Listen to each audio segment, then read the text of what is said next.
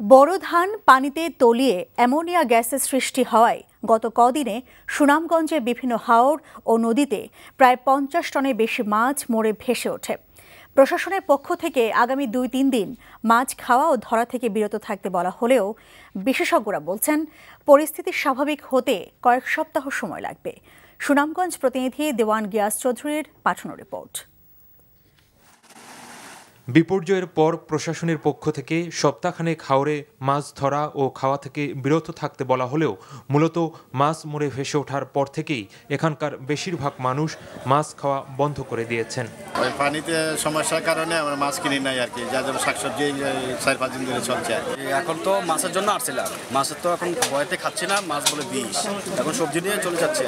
এরই মধ্যে বিশেষজ্ঞরা ঘটনাস্থল পরিদর্শন ও কী কারণে মাছ মরে যাচ্ছে তার অনুসন্ধানে কাজ করছেন।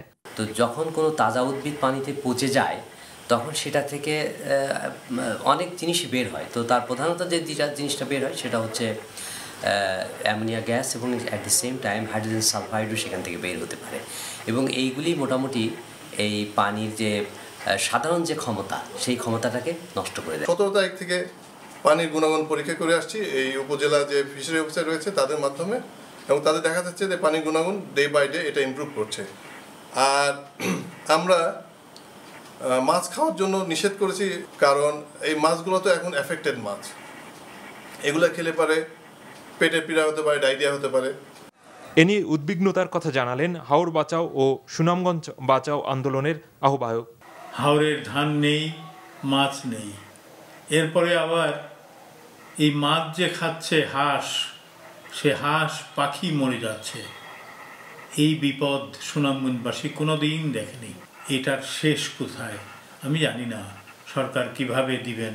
তবে আমরা মনে করি এখনও হাওর এলাকাকে দুর্গত এলাকা ঘোষণা করা হোক।